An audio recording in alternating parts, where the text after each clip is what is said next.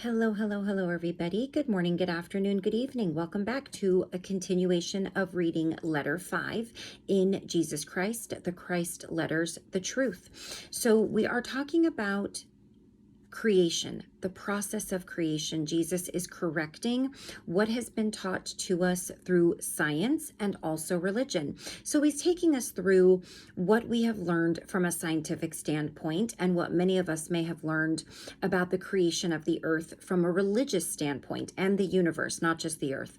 And he's correcting where there are errors. And he's also going to talk about the ego, how it's something that we require for an individualized experience and to live, but it's also the means of all of humankind's suffering. So let's go ahead and continue on, still talking about the true process of creation in comparison to what we have been taught traditionally. If you study the various organisms of creation, the multifold and differing activities of related species, can you truly believe in such an unlikely materialistic concept? It has been no mere coincidence that today, to enable you to discover the vast intelligence behind creation, you have numerous creative people who embark on difficult journeys to explore, determine, and photograph the habitats of wild creatures and plants. You are entertained and instructed by a feast of facts and photographs of the wonders of your universe. In my time on earth, I had no such marvels to refer to in order to teach the Jews the individual truth of existence. I only had domestic animals and birds to use as examples of the marvelous inventiveness and intelligence and awareness apparent in every living thing. Nowhere has it been written in the Gospels that I referred to a high and mighty Jehovah as creator, as was customary with the Jewish leaders. No, I turned to the countryside, the flowers and the birds, and tried to show my fellow countrymen that they were surrounded by a marvelous and miraculous creation. 2,000 years ago, in your dimension, we lacked your modern scientific background to be able to intelligently observe and explain the activity of what I termed the Father everywhere around them. To discover your true source of being, I ask you to take stock of the unimaginable and indescribable complexity and diversity of purposeful work plainly evident in penguins and pigs. Can the human mind replicate any of the most basic of activities within, say, the digestive system, which swiftly summons up the requisite enzymes and hormones necessary for digestion? How dare the finite mind, which is incapable of perceiving clearly the true creative process governed by instinctual knowledge, presume to state unequivocally, defying contradiction, that it understands the true origins of creation and the forces out of which creation took form? What arrogance! These men can only think according to what their eyes tell them. I view the present scientific ignorance with loving compassion, a degree of amusement, and a great all-consuming passion to puncture their pride. For until someone can penetrate their self-satisfaction and position of infallibility, a true mating of eternal verities and human scientific knowledge can never take place. But it must take place, otherwise, human spiritual evolution will remain at a standstill. The scientific mind is too full of finitely devised book lore, accepted formulas and equations, and the need for their fellows' approval to permit mystical penetration by higher intelligences. On my behalf, I ask readers of these letters to form an association to challenge science and ask, at what point in the evolution of the material world is consciousness first discernible? I repeat and mean what I say. Ask the scientist at what point in the evolution of the world is consciousness first discernible in the living cell. If in the living cell, ask whether it was discernible in the living molecules which combined to make a cell and encase it in such an intelligently designed membrane, permitting the intake of selected food and excretion of toxic waste. How does it recognize toxic waste? And if it should be conceded that consciousness might be present in living molecules, should you not ask whether the chemical properties which become a living molecule might not themselves have possessed consciousness, which eventually impelled and propelled them into life-giving combination to make a molecule? Whew. And having gone back thus far into the origins of existence, the chemical properties, you must still question why consciousness should only become a viable presence within the chemicals.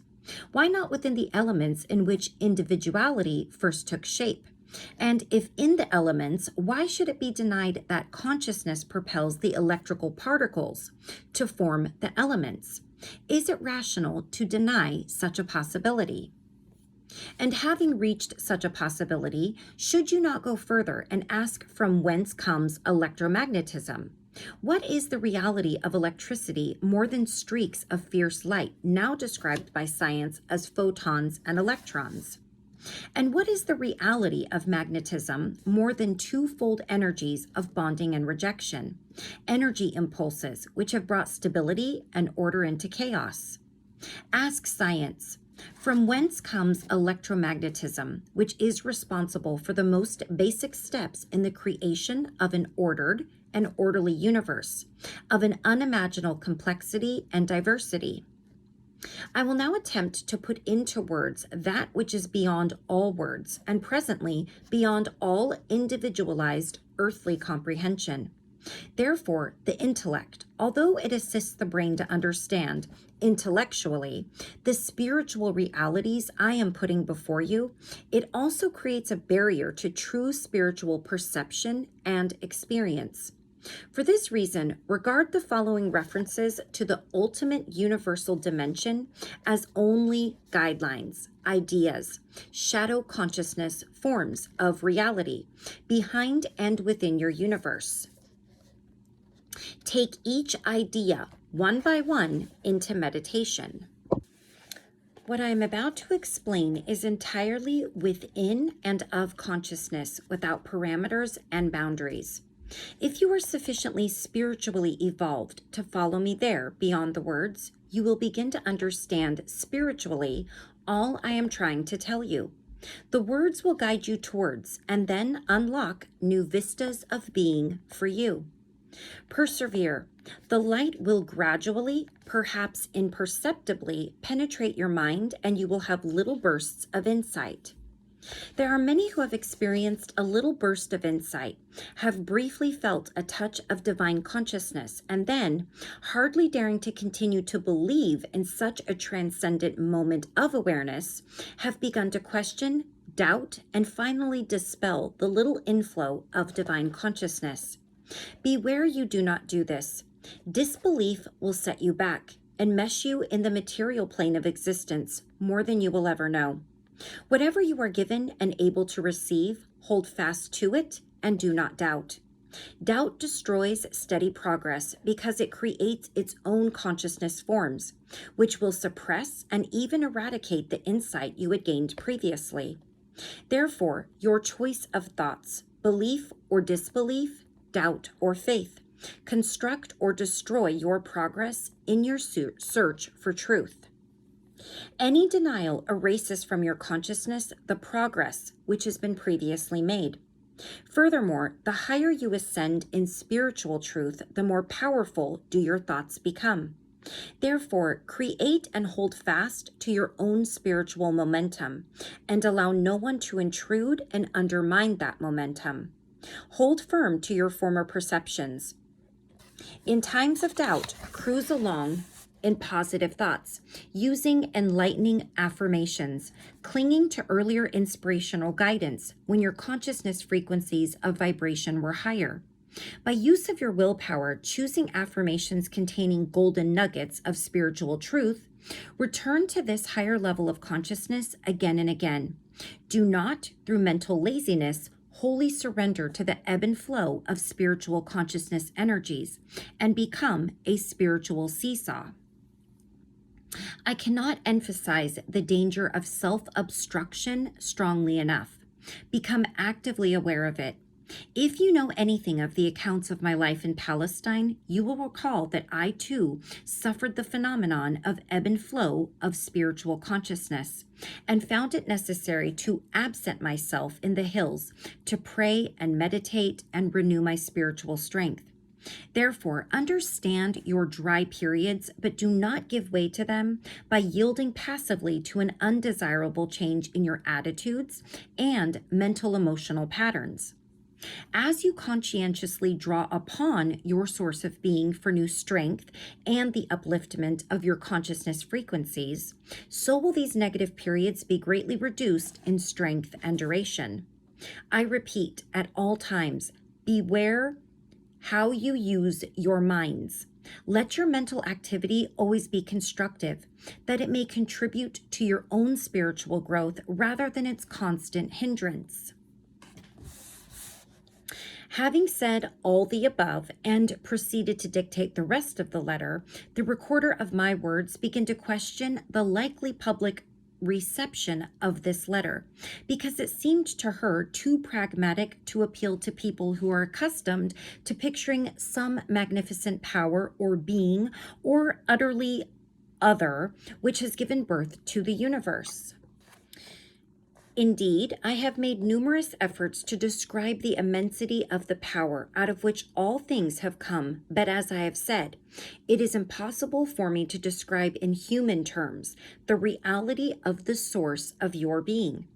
Those spiritually evolved souls who have been lightly infused with divine consciousness report the experience to be utterly beautiful and glorious and entirely unforgettable, but still not fully describable in human terms. This mystical experience is possible when the frequencies of vibration of the mind are already raised and the entire consciousness is suffused with rays of divine consciousness. It is a condition that involves the feelings more than the intellect and brain cells.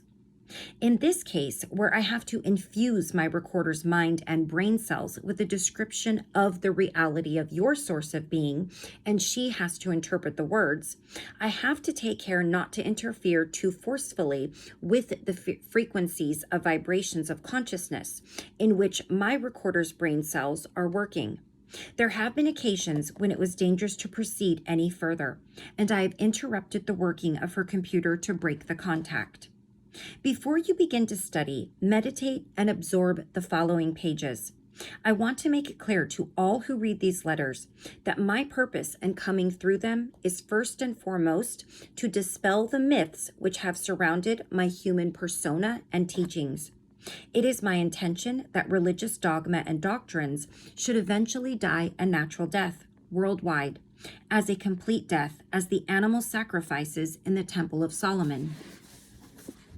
Secondly, I have also come to help the churches let go of their archaic notions of God and sin.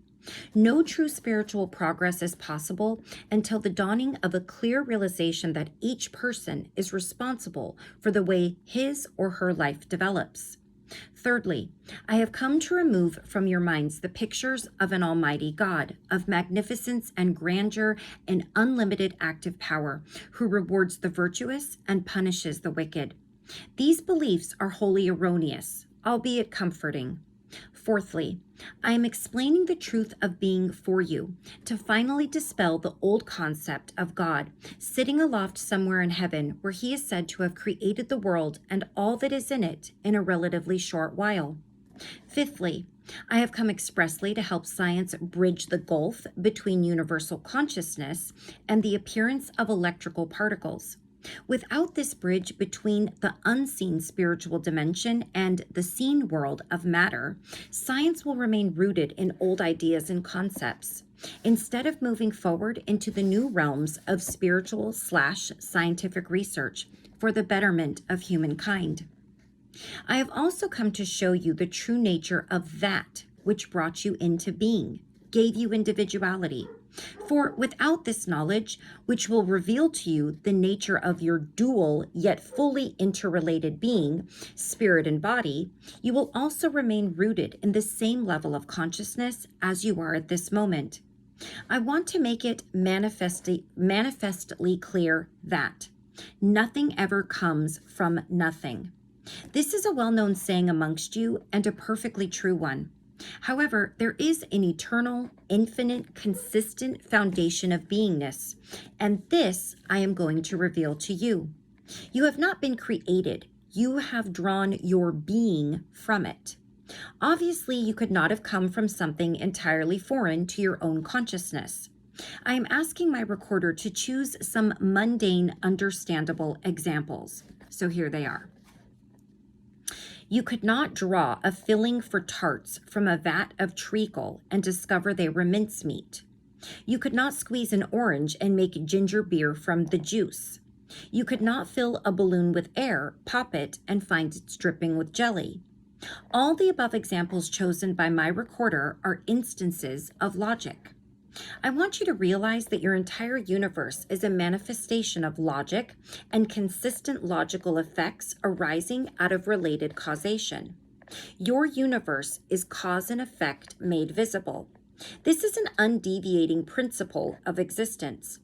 If there are instances of deviations, such as paranormal experiences or instantaneous healings, the average person exclaims in astonishment, and science refuses to believe that such a thing is possible. As my explanation deepens, you will eventually understand how such deviations take place, logically and effectually. In other words, these deviations occur according to natural spiritual laws and always serve a necessary purpose. Nowhere is there any mindlessness in creation, even in the ant or gnat, unless the mind of an entity has been born defective or been damaged. Therefore, it is clear you live and operate in a physical universe which displays the highest degree of intelligent and purposeful activity within the creation of matter itself, in the physical bodies of all individual entities from plants to human beings.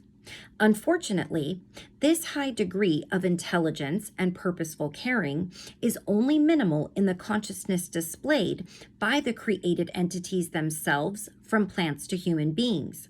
In other words, the bodies in which you conduct your lives, in which you think and feel and do whatever comes to mind, manifest within their physical organs and working parts a very much higher order of intelligence and loving purpose than does your human consciousness. Human interests are mostly wrapped up in the problems of personal daily survival, enjoyment of pleasures, and emotional/physical satisfaction. To achieve these purposes, the majority of people use only the commodities manufactured out of matter. Even the minds of scientists cannot fully unravel the hidden secrets of earthly existence, and despite all their scientific expertise, are as bogged down in the changing fortunes of existence as are those who have no learning at all. Therefore, it is a logical conclusion that that out of which you have drawn your physical being is one of immensity, not only of size, but immensity of willpower, the will to self-expression and creativity. Visualize for a moment the size of a material universe, the sun and its heat, the moon, the Earth planet and solar system, the galaxies of stars, and the fact that all this visible material is totally interdependent, yet also dependent on the movement of the planetary bodies, and subject to universal laws of consistent function and movement. This vast universe has had its origins within and has been drawn out of the foundation of your being, and the entirety of life force/energy in the universe has been drawn out of that same foundation of being. Therefore, do not be dismayed if, in my efforts to analyze for you the spiritual components of your source of being, you find that you recognize what these components are, and to a very, very, very limited extent, possess the same spiritual components of consciousness it's yourself.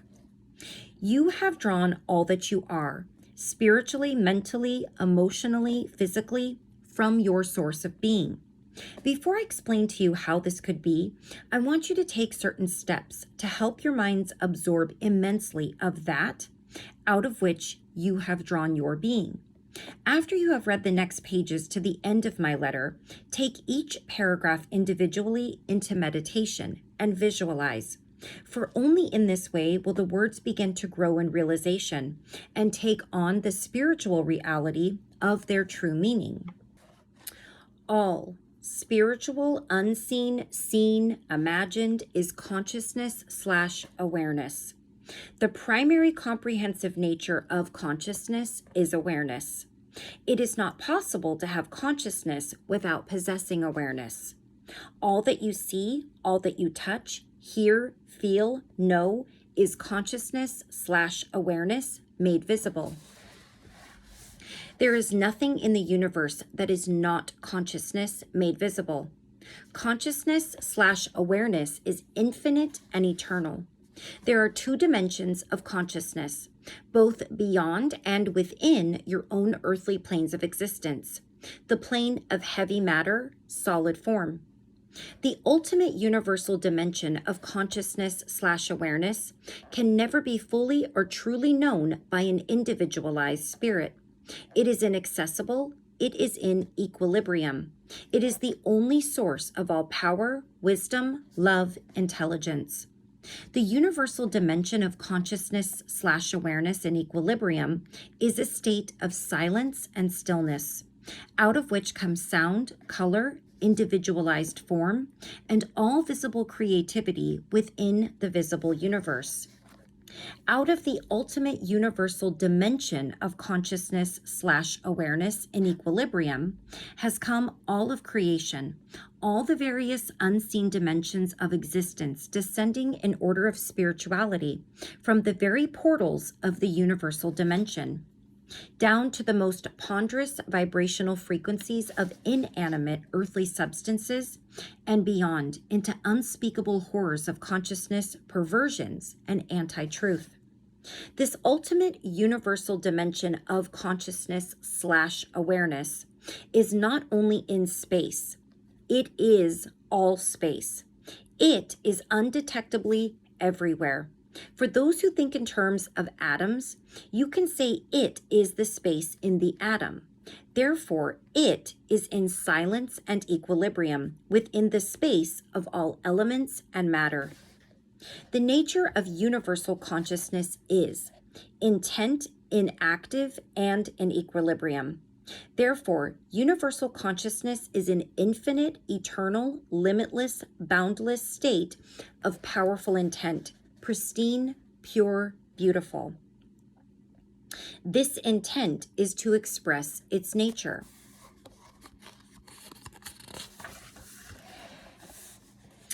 Universal consciousness nature, intent, is the allness of will and purpose, always locked in embrace. The universal will is to move out and create. The universal purpose is to give individual form to creation and experience it. Within the ultimate universal dimension of consciousness/awareness intent, universal will is in a state of mutual restraint, with universal purpose both in perfect equilibrium, within silence and stillness. Universal will is universal intelligence. Universal purpose is universal love. Universality in equilibrium, in mutual restraint, out of which all things visible and invisible and human impulses have taken form. If you could receive the fullness of universal reality into yourself, you would be disintegrated by its explosive power and dissolved into formless consciousness/awareness. It as far transcends the individual humanhood as the heat and light of your sun is billions times more powerful than the light of your fireflies flickering in darkness. When I was on earth, I made a distinction between your Father in heaven and your Father within you. When I spoke of your Father in heaven, I meant universal intelligence. Because of the Jewish attitude to women, I only referred to this aspect of universal consciousness. So he only referred to it as Father. And I believe I explained that a few videos ago. Oh, I hate to do that. Okay. Now, to you who are so aware of the equality of genders, I speak of father-mother consciousness in equilibrium within universal consciousness awareness, where father consciousness is universal intelligence. Mother consciousness is universal love. The tool of father consciousness, creative energy, electricity, is in a state of mutual restraint, equilibrium with the tools of mother consciousness, creative energy, magnetism. Because father-mother tools, electromagnetism, is in equilibrium within universal consciousness, it will never be detected within space by scientists, no matter how they probe space.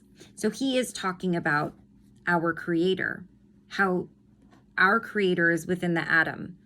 Our creator is everywhere and yet not detectable in any way, if that makes sense. It's absolutely incredible. And I'm going to stop and just apologize really quick because I do pause a lot when I'm reading these. They are difficult to read out loud. The way that the format has been laid out is certainly on purpose. I believe it was designed to slow the reader down, but a lot of the words are in different italics, different print, broken up in an odd way. And I just want to show you kind of what I'm working with. It's almost like a poem, but it's not, because there's no clear beginning and end. So I apologize. The impulse. Father consciousness will is intelligent activity in equilibrium with the impulse of mother consciousness purpose, which is nurturing for survival. Father-mother consciousness is a powerful impersonal force, yet it is personal for you even before you seek to make contact with it. As you evolve spiritually, you will feel it, for it is the reality of being. It is everywhere and within everything. Father consciousness is the intelligent love, which gives intelligent energy and momentum to the world of complex forms, expressed physically as electricity. Mother purpose is the loving intelligence which gives purpose and the impulse for survival to individualized complex forms, expressed as magnetism, bonding, and repulsion. These are the universal primal impulses of all being of universal consciousness. Your source of being, intelligence, love. This is the state of being before creation. Consciousness, awareness, within a state of equilibrium. I want you to move again into an inner state of conscious equilibrium, where all thought is stilled and your mind resides in silence. You are in interior control, your mind and emotions no longer divided into activity and feeling. You may feel a buildup of power within you, strength, peace, and contentment. This expressed in you in individual form is the state of being out of which came creation. I want you to notice that the equilibrium is impossible the moment that thought is introduced. I want you to realize that the universal dimension is a dimension of unformed impulses. It contains no blueprint of creation. It is in a state of undivided form.